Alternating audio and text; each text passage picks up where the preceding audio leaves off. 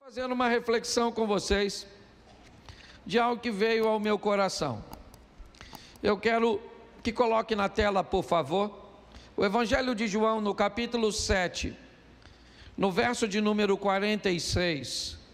Alguns homens foram prender Jesus e eles estão voltando desta missão. E como eles voltam de mãos vazias, eles foram designados a prenderem Jesus, e eles voltam sem Jesus. Bota o verso 45, que fica mais fácil de todos entenderem. E os servidores foram ter com os principais dos sacerdotes e fariseus, e eles lhes perguntaram: por que o não trouxeste? Verso 46, responderam os servidores: nunca homem algum falou assim como este homem. Feche seus olhos. Senhor nosso Deus e Pai, em nome de Jesus, eis aqui a tua palavra. Continua falando conosco. Usa-me como um canal de bênção nesta hora, em nome de Jesus. Você pode dizer amém? Amém. Preste atenção na frase que foi dita pelos homens que receberam a missão de prender Jesus. Depois você pode observar, eles vão até onde Jesus está, se posicionam em lugares estratégicos. Jesus está falando a uma multidão. Eles não querem prendê-lo naquele momento, sabe que aquilo iria gerar uma grande confusão. Então eles precisam aguardar o momento oportuno para prender Jesus. Eles precisam esperar que uma oportunidade apareça, que uma brecha se abra naquele ambiente. Porém, quando eles vão fazer isso, algo começa a acontecer. Se eles precisam esperar Jesus falar, automaticamente isso significa que eles vão ter que ouvir o que ele está dizendo. E quando eles começam a ouvir, o interesse de prendê-lo começa a não existir. Quando eles começam a ouvi-lo, eles começam a raciocinar e ver que a missão cuja qual eles foram enviados não faz sentido. Eles terminam de ouvir, a oportunidade de prender Jesus aparece, porém eles não cumprem a missão. Eles voltam decididos que não vão prender Jesus, não porque não podem, não porque não conseguem. Eles decidiram que não faz sentido prendê-lo. Então eles voltam àqueles que os enviou, e assim que eles estão chegando, os homens notaram: está faltando alguém neste grupo. O que aconteceu para que vocês não o prendessem? Provavelmente a resposta que eles esperavam era: olha, não apareceu oportunidade. Olha, ele estava cercado pelos seus discípulos que estavam em maior números. Olha, nós não conseguimos porque ia gerar um grande problema. Eles poderiam até mesmo mentir, mas eles acabaram de ouvir a palavra do Salvador. Não faz sentido sair da presença de Jesus um mentiroso. Não faz sentido sair da presença de Jesus um dissimulado. Então eles dizem: olha, para falar a verdade, nós não o trouxemos, porque nunca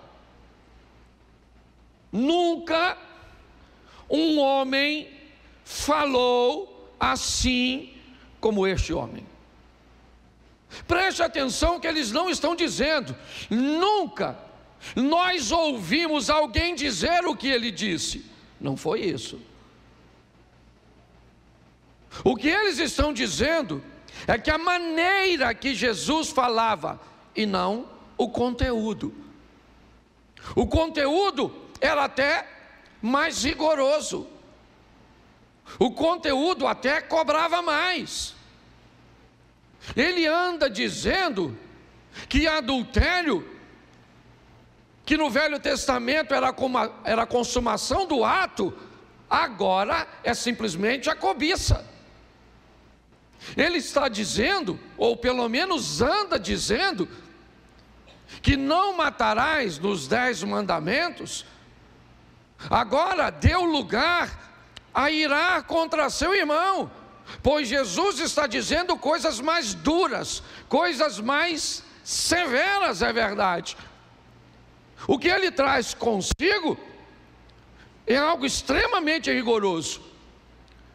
Então não é o que ele está dizendo, pelo menos foram o que esses homens disseram.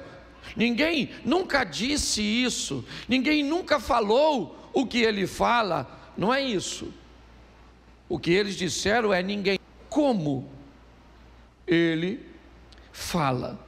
Pautado nisso, me veio o interesse de ver não apenas como ele falava, mas o que ele começou falando.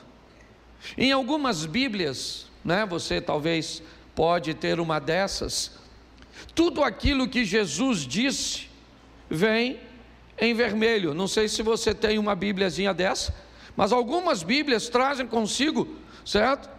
Essa possibilidade de você abrir e está lá todas as vezes que Jesus falou, está na Bíblia em vermelho. Eu tenho uma dessas e peguei porque isso me interessou para eu dividir com você hoje.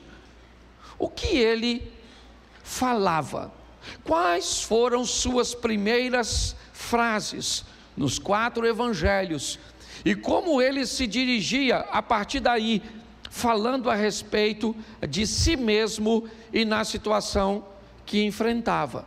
É muito comum nós usarmos os textos que Jesus está falando, quando ele está repreendendo o demônio, quando ele está liberando perdão, quando ele está curando e libertando pessoas. Mas eu não quero usar nenhum desses textos hoje.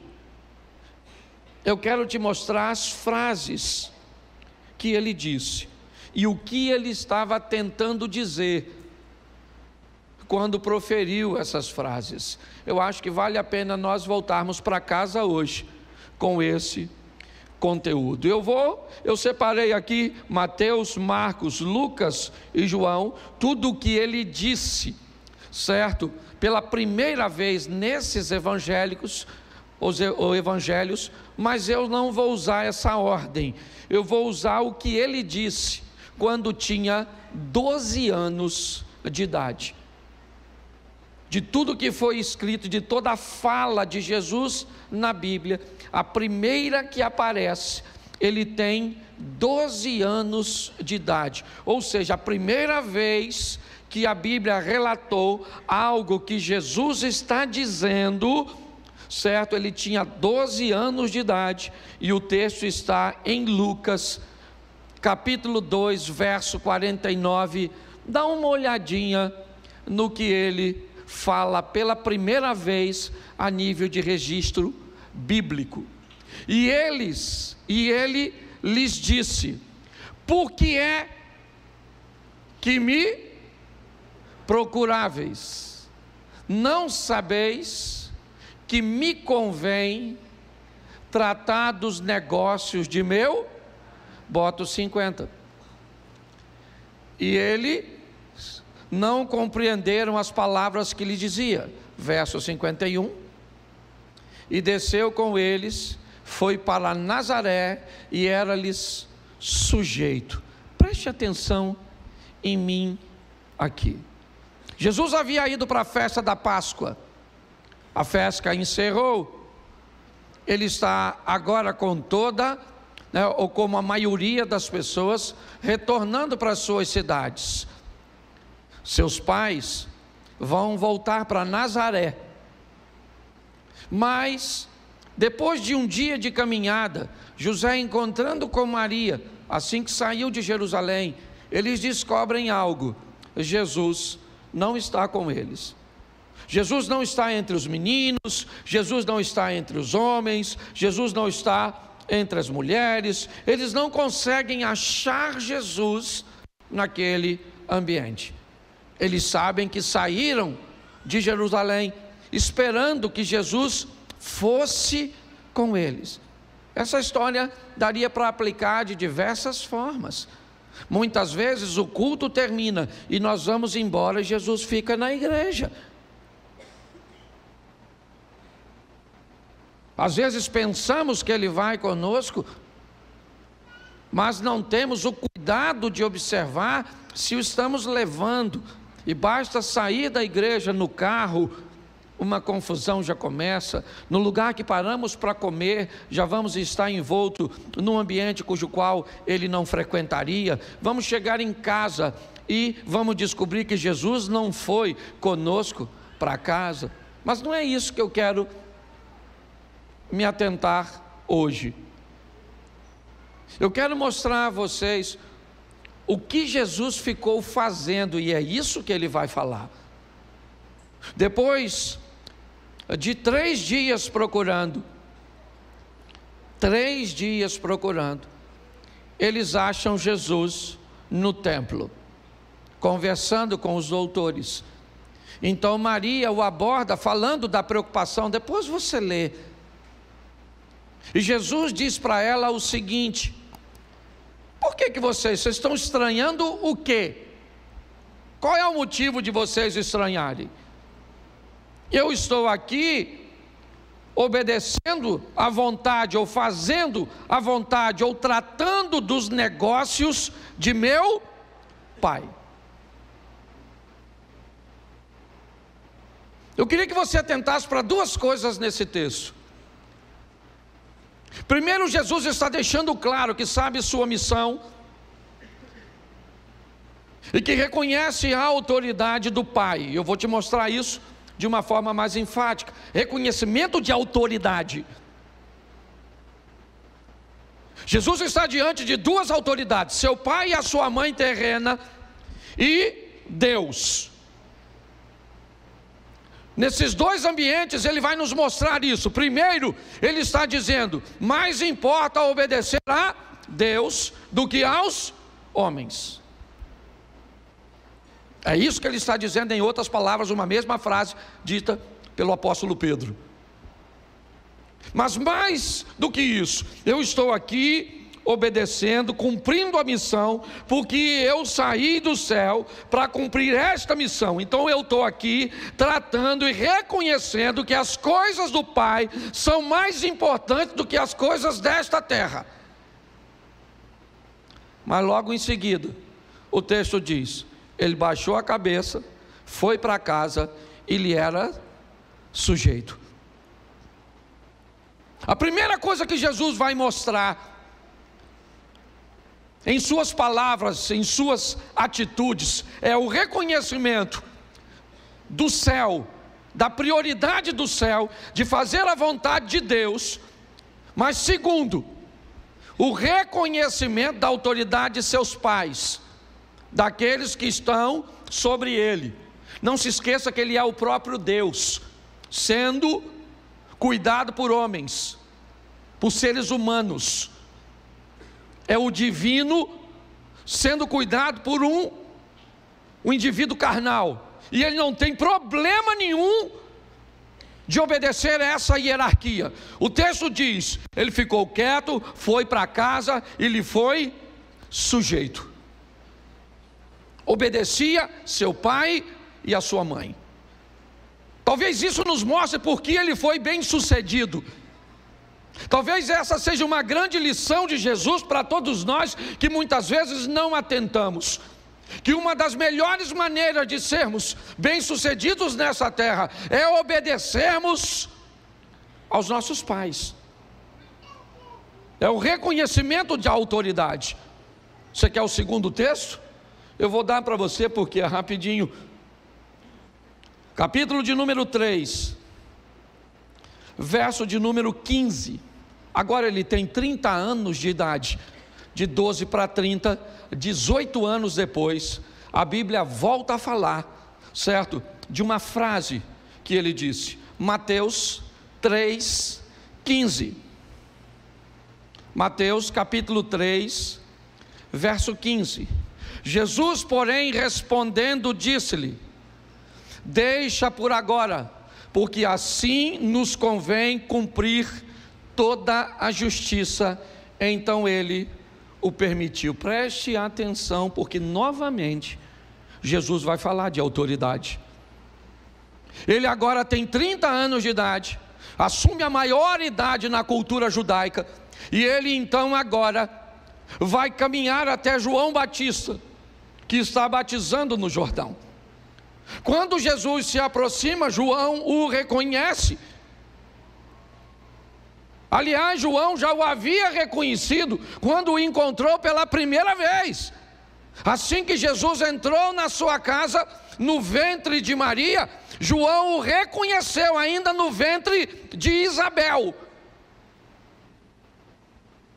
Quando João vê Jesus, Jesus vai até ele, e João está batizando os outros. E Jesus vai até ele para ser batizado, e João fica desconfortável. João não quer batizar Jesus. Mas preste atenção, Jesus vai iniciar seu ministério. Ele já era alguém obediente a Deus, a autoridade de Deus. Ele já era alguém obediente à autoridade de seus pais. Mas a autoridade agora espiritual que Deus colocou é João Batista.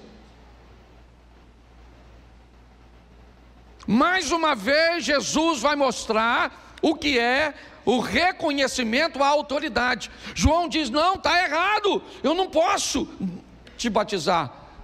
Mas Jesus disse: deixa por agora, é assim, João, porque assim nos convém cumprir a justiça. Deus colocou você neste momento sobre mim, e eu não tenho nenhum problema. Preste atenção. Hoje nós temos uma dificuldade tão grande de reconhecimento de autoridade. Hoje nós vemos tantas pessoas com tanta dificuldade de reconhecer a autoridade do chefe, a autoridade do patrão, a autoridade do mais velho, a autoridade do professor, a autoridade do pai, a autoridade do pastor, a autoridade do policial, a autoridade do político, a autoridade. Hoje nós vivemos uma crise de reconhecimento de autoridade. Somos cristãos, então vamos lá, vamos reconhecer a autoridade de Deus. Estou aqui tratando os negócios de meus pais. Tá bom, tratou, vamos embora para casa. Então tá bom, vou reconhecer a autoridade de meus pais. Não interessa se ele é Deus ou não. Aliás, nesse momento ele não é Deus, ele é um ser humano. E o que ele está nos mostrando com suas falas iniciais é que não havia nenhum desconforto nele em ser submisso a uma autoridade que está acima dele, fosse ela seus pais, fosse ela César, quem fosse. Jesus nunca teve problema, porque ele sabia quem ele era, e obedecer a alguém nunca o fez sentir menos de quem na realidade ele é. Hoje uma mulher não consegue ser submissa a um homem, um marido não consegue ouvir uma mulher que pode ser uma autoridade na vida dele, ou do marido, porque a Bíblia, ou melhor, a vida aproxima pessoas diferentes, que são fortes em áreas diferentes. Então em algumas áreas sua mulher será uma autoridade muito maior do que você, e por que não ouvi-la? Talvez em algumas áreas seu filho se torne, por exemplo, numa área, por exemplo, da... Como é que eu vou? Me ajude aí. Tecnologia. Certo? Às vezes seu filho tem 10 anos. E é uma autoridade que tu não troca nem o som do celular. Certo? Mas as pessoas têm uma dificuldade, meu irmão, de reconhecer a autoridade. Jesus não tinha. Era para estar debaixo de José, mas estou aqui, estou obedecendo a Deus, estou obedecendo a César. eu estou obedecendo ao que Deus criou, estava aqui, certo? Que era, não precisa ficar, pode deixar, tá certo? Mas eu queria que você entendesse como ele começa falando. As primeiras frases de Jesus registradas na Bíblia têm por tema autoridade. Duas coisas que ele também vai dizer. Sua primeira frase em Marcos é Marcos 1,15. Eu acho que vale a pena também. Marcos 1,15. Vamos lá?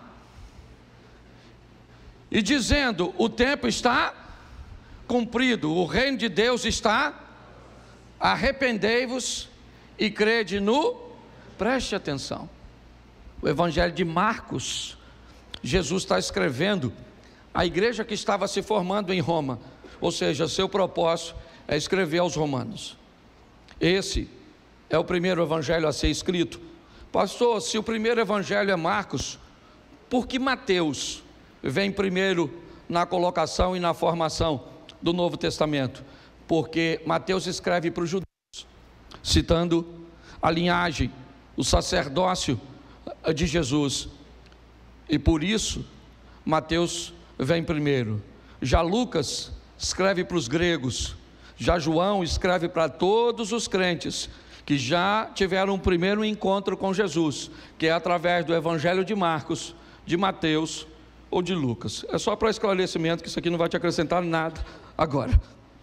Mas preste atenção no que Jesus está dizendo em Marcos. Ele diz duas coisas: arrependimento e fé.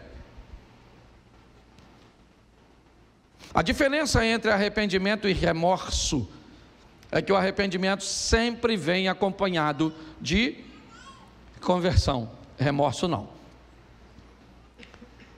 Eu quero colocar a palavra arrependimento. Jesus está dizendo em Marcos duas coisas, certo? Ele está dizendo para uma igreja que está em Roma. Então ele diz: vocês vão precisar de duas coisas: arrependimento e fé. Ele está falando de sua missão. Note, eu vim cuidar das coisas, dos negócios de meu pai. Estou debaixo da autoridade dele. Estou debaixo da autoridade de meus pais. Fui criado por José e por Maria. Estou debaixo da autoridade de João, porque ele é o anjo, aquele que irá preparar o caminho. Então ele está tudo certinho. Ele está buscando fazer tudo direitinho. E agora o que ele está dizendo é: eu preciso, com aquilo que eu vou fazer, para que eu consiga alcançar vocês, que vocês se arrependam e tenham fé. Porque senão a missão não vai ser cumprida. Quer o próximo texto? Vamos a João. Primeira fala de Jesus no Evangelho de João é João 1,38. E Jesus, voltando-se e vendo que eles o seguiam, disse-lhe: lê para mim. Disse-lhes o quê? Isso. Quando você vai ver a Bíblia, a única coisa que vai estar em vermelho é: que buscais. Desse texto todo aqui que você está lendo, a única coisa que Jesus disse foi o quê? Que buscais. Só isso. No Evangelho de João ele está fazendo uma perguntinha só. A primeira pergunta dele é: o que vocês estão buscando em mim? Note que em Marcos ele diz: arrependam-se e tenham fé. Mas agora em João ele diz: o que vocês estão buscando em mim? É cura? É libertação? Vocês estão querendo pagar uma dívida? Vocês estão querendo resolver um problema no casamento de vocês? Qual o motivo? Por que é que vocês estão me buscando? Quais são as expectativas que você tem em torno de se relacionar comigo? Para que vocês me querem? É isso que ele está dizendo. Preste atenção, porque um texto ele vai completando o outro. Eu li, porque eu separei aqui, 10 frases ditas por Jesus.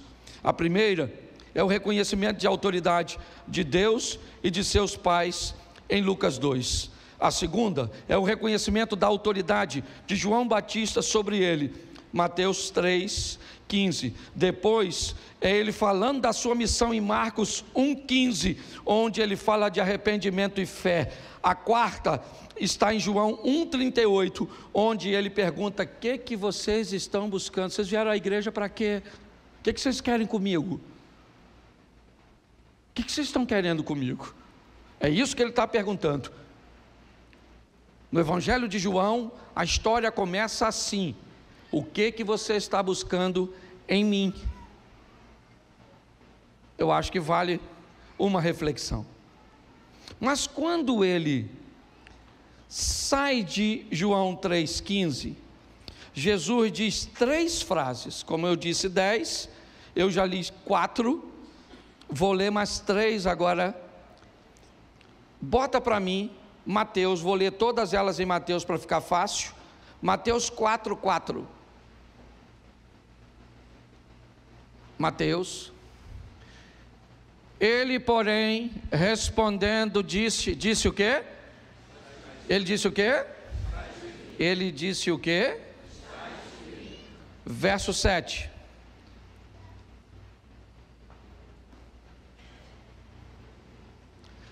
Disse-lhe Jesus também: está? Ok. Verso de número 10. Põe o 10, por favor.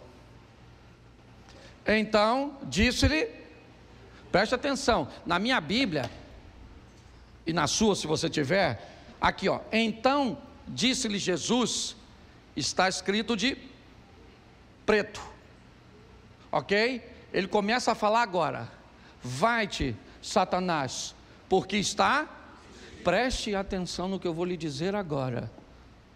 As primeiras frases ditas por Jesus refere-se a reconhecimento de autoridade. A segunda frase de Jesus, que eu citei para você, fala de sua missão e do que é necessário. Mas agora Jesus vai falar algo muito importante. 3 vezes ele diz: está escrito, está escrito, está escrito. Primeiro ele me mostra autoridade, mas agora ele me mostra conhecimento. As 3 frases ditas por Jesus agora são para combater uma coisa, sabe o que? A Bíblia. As 3 frases que Jesus está usando da Bíblia é para combater a própria Bíblia. Ué, pastor, você ficou louco? Não. Jesus está me mostrando agora que se eu quero ser bem sucedido, eu tenho que conhecer tanto a verdade, que se alguém me contar essa verdade de uma forma equivocada, eu sou capaz de identificá-la. Sabe qual é o problema nosso? Ou da grande maioria? Nós conhecemos o evangelho que os outros leram. Alguém leu, veio aqui, falou, e você nem sequer conferiu. Preste atenção, 3 versículos agora. Jesus está sendo tentado por Satanás. É uma guerra de conhecimento. Os 2 conhecem muito a Bíblia, sim ou não? A diferença é que um conhece e o outro é. E aí eu pergunto a você: está lá Jesus e Satanás no deserto, sim ou não? Sim ou não? Isso. Satanás é um ser humano ou ele é um espírito? Ser humano ou espírito? Jesus é um ser humano ou um espírito? Jesus é um ser Então Jesus é um humano conversando com um ser espiritual, se é que eu posso chamar celestial. Tá certo? Sim ou não? Qual é a diferença entre os 2?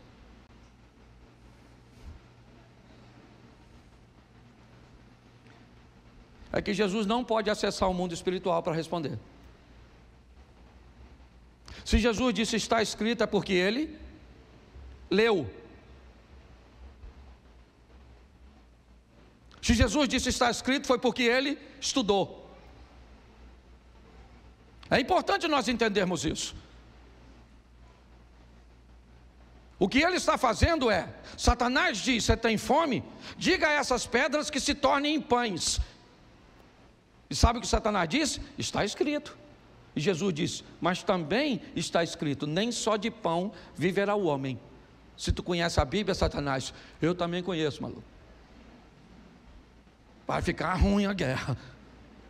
O diabo falou, beleza, tá certo. Certo? Então vamos aqui. Por que você não se joga do pináculo do templo? Porque está escrito lá na Bíblia que o Senhor Deus dará ordem aos seus anjos a seu. Está escrito, disse o Satanás. Sabe o que Jesus disse? Mas também está escrito, Satanás. Não tentarás o Senhor teu Deus. O Satanás falou, caraca, maluco. Pô, tá ruim de dar uma volta nesse cara. Já usei 2 textos. Pô, vamos fazer o seguinte, cara. Ó, ao invés de você sofrer, morrer, cuspir no você, vamos escolher um bandido ao invés de você. Ó, se tu, olha só que beleza, se tu se prostrar e me adorar, eu te dou tudo isso. Jesus falou, ô Satanás. Bom, Satanás, você pode ir embora, porque está escrito, somente ao Senhor teu Deus servirás, somente a Ele adorar. Presta atenção, o diabo falou quantos versículos bíblicos? Quantos versículos bíblicos? Jesus falou? Isso aí. Poderia dizer que ele é flamenguista? Brincadeira, não cabe nem na hora, tá certo? Tirei a espiritualidade do culto. Mas escute só. Pare e pense. Quantos versículos são suficientes para persuadir você? Para dizer para você e convencer você que qualquer tipo de amor é válido. Quantos? Quantos versículos são suficientes para você, para dizer que você pode xaropar e manguaçar, que depois recebe asa? Só se for de Ícaro. Para se lascar. Quantos? Jesus utiliza agora 3 textos falando de seu conhecimento, porque ele estudou, entendeu? Se Jesus usou o poder dele para entender as Escrituras, se ele usou um texto que não estudou, deixa eu explicar uma coisa para você, não é justo. Não é. É importante nós entendermos isso aqui. 2 coisas eu já te mostrei até agora. Primeira foi reconhecimento de autoria. Segundo, conhecimento da palavra. Você sabe o que é de Bíblia? Nossa, pastor, vou falar mesmo. Não lê nada. Hoje já viu 50 mensagens no WhatsApp. Já consultou o Instagram. Eu falo porque eu também consultei. Não sou diferente de você não. Só que eu também li. Esse dia uma pessoa falou comigo assim, pastor, olha só, se você tomar um copo de guaraná, você tem que tomar 5 de água para desfazer o guaraná. Eu gostei. Falei, se eu ler uma mensagem na internet, leio 3 versículos e tiro o efeito. Para cada mensagem lida no WhatsApp, você lê 3 versículos, até reduzir, ó. Era para fazer 5 copos, mas o evangelho é tão bom que dá para reduzir para 3. Então você faz o seguinte, carrega a Bíblia contigo e o celular, ou o celular na Bíblia, tá certo? Ou a mensagem, conhecereis a verdade e a verdade vos, Mais 3 versículos e eu termino. João 10, 18. João 10, verso 18. Ninguém me tira de mim, mas eu de mim mesmo a dou. Tenho poder para a dar e poder para tornar a tomá-la. Esse mandamento recebi do meu. Presta atenção, porque o terceiro assunto de Jesus é controle. O primeiro é autoridade, o segundo é conhecimento e o terceiro é controle. O primeiro é autoridade, o segundo é conhecimento, o terceiro é controle. Jesus está mostrando que com reconhecimento de autoridade, conhecimento e controle, eu vou vencer. Ele diz: eu venci. Venci por reconhecer a autoridade de Deus, da minha família ou dos meus responsáveis e das autoridades que estavam sobre mim. Eu venci por quê? Porque conheci a verdade, porque conheci a Bíblia para combater. E agora ele me mostra o que ele está dizendo. Ele está pronto para morrer. E ele está dizendo: palhaçada é essa, ô discípulo?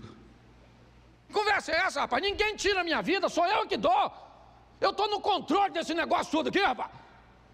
Para com essa palhaçada. Porque eu imagino os discípulos tudo de... Calma, gente. Estou entregando e já eu tomo de volta. E aí eu vou voltar aqui num corpo ressurreto, ninguém me mata mais.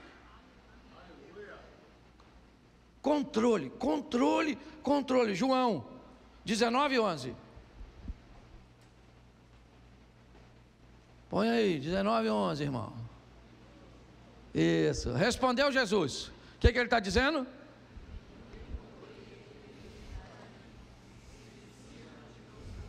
Presta atenção, porque isso aqui arrebenta na nossa cabeça.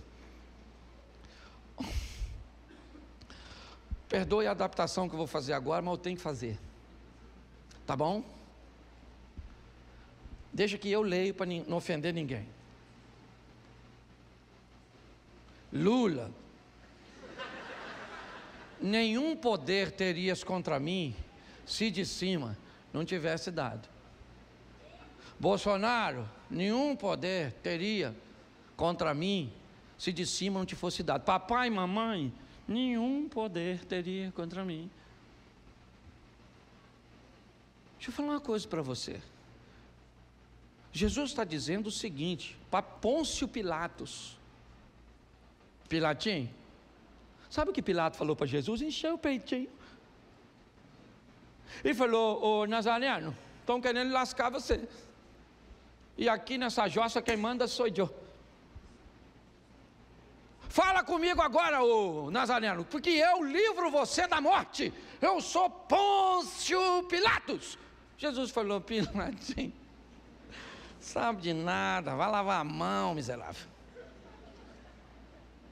Ô Pôncio, nenhum poder tu teria, cara. Tu só está onde está porque meu pai deixou. Sabe o que Jesus está dizendo? Ô camarada, quem está no controle de tudo aqui sou eu. Sabe o que ele disse? É-me dado todo o poder no céu e... Eu acabo com isso tudo agora, rapaz. Oh, as pinques cérebro, meu Deus do céu. Querendo dominar o mundo? Jesus está dizendo: eu faço o que eu quiser. Ninguém. Agora, deixa eu te dar uma notícia agora ruim também, que hoje eu vim para dar uma notícia ruim. Você sabe por que tem gente ruim no poder? E Deus permite que elas estejam lá? Porque alguém tem que estar. Alguém tem que estar no poder, sim ou não? Você quer? Então não reclama de quem está. Entendeu? Tem lugar que não era para o outro estar lá, era para tu. Mas tu não quer estudar, tu não quer trabalhar, tu não quer se dispor, tu não quer fazer nada. Aí fica reclamando do outro que está lá. Alguém vai ter que ocupar o lugar, querido. Entendeu? acabou. Eu já tive aqui gente, certo, que entrou aqui e falou: pastor, feliz ao nosso partido, eu vou financiar uma campanha para o senhor a senador, aqui dentro desse estabelecimento. Eu olhei para ele e falei: querido, você acha que eu sou pastor, eu sou sacerdote, eu sou político? Ele me olhou assim meio sem graça, falou: eu acho que o senhor é sacerdote. Falei: então vamos tomar um café. Então eu posso reclamar do senador? O Rio de Janeiro está lá representado por Romário, porque nós estamos precisando de uns gols no Senado. Mas por que você acha que ele ganhou para senador? Porque jogou nos 3 grandes do Rio e construiu um nome, sim ou não? Então, eu não reclamo, só oro: Senhor, essa dele bateu na trave. Não é verdade? Eu oro, porque você está rindo, mas o assunto é sério. O que Jesus está mostrando aqui é o seguinte: eu estou no controle. Ele disse a Pôncio Pilatos: ninguém, certo, ou nenhum poder terias contra mim, se de cima te não fosse isso aí. E aí? Seu pai não teria poder nenhum, você teria nascido no outro canto. Aliás, você nem teria nascido, se você não gosta do seu pai e da sua mãe. Botaram você numa chocadeira assim, e você nascia naturalmente, do nada. Ninguém. Mas você só vai conseguir entender isso quando você reconhecer a sua identidade de fato. O último texto que eu vou usar aqui é o último texto dito por Jesus, certo? No Evangelho de Marcos, capítulo 16, verso 16. Ele já está indo embora, certo? Preste atenção no que ele diz: quem crer e for, será, mas quem não, será.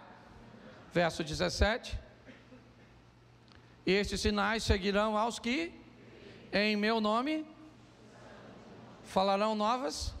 Vamos lá, bota o 18: pegarão nas serpentes, certo? E se alguma coisa, e se beberem alguma coisa mortífera, não lhes farás dano, e imporão as mãos sobre os enfermos e os... Verso seguinte: ora, o Senhor, depois de ter falado, foi recebido ao céu, assentou-se e está esperando para encontrar comigo e com você. 3 coisas eu quero que você guarde na sua mente. A primeira delas aqui: reconheça a autoridade. A segunda: tenha conhecimento da palavra. A terceira: assuma o controle. Pare de deixar as coisas que estão ao seu redor te controlar. Quando você tiver reconhecimento de autoridade, conhecimento e controle, você vai descobrir que a sua vida vai ser um sucesso, como a de Jesus também foi. Eu queria que você ficasse de pé. Eu quero orar. Você quer hoje voltar para Jesus? Atrás daquela câmera ali tem uma sala, vai ter gente para te receber. Pastor, eu não quero voltar hoje, mas eu quero receber uma oração. Vai ter alguém lá. Pastor, eu gostaria de saber informação sobre os outros eventos da igreja, porque eu estou vindo aqui, não sou membro ainda, estou apenas interessado em conhecer vocês mais de perto. Lá vai ter pessoas para te informar. Então, atrás daquela câmera ali tem uma salinha com as cadeiras vermelhas. Dê uma passadinha lá, tá bom? Eu quero pedir a vocês: continue orando pelo nosso estacionamento, ok? No dia 1º de julho nós vamos entregar o nosso estacionamento lá, mas o nosso estacionamento aqui, que agora vai ser na primeira ruazinha, tá certo? Aqui, ele veio aí 3 vezes o tamanho do de lá. Então, provavelmente nós vamos conseguir colocar todos os nossos carros E ninguém não vai precisar nem colocar carro mais na rua. Ou seja, Deus está sempre no controle. Ok? Que fique claro que não houve nenhum dolo, certo? Da parte do proprietário do atual estacionamento. Foram pessoas extremamente generosas. O senhor que nos alugou o imóvel, ele já faleceu, ok? O seu Joaquim, um cara fantástico, um senhor extraordinário, quase 100 anos, né, Zira? 97 anos ele faleceu e nos abençoou muito. Hoje seus filhos também nos abençoam, então não há nada nosso a falar, certo? Deus só estava querendo nos dar um estacionamento maior. Então ele fechou uma porta aqui para abrir outra ali. Se tudo der certo, vocês vão ver que porta. Não foi nem porta. Deixa eu ficar quieto, porque senão, certo? Agora vá para casa, ok? Para reconhecer a autoridade. Seu pai falou, baixa a cabeça. Sua mulher falou, obedeça.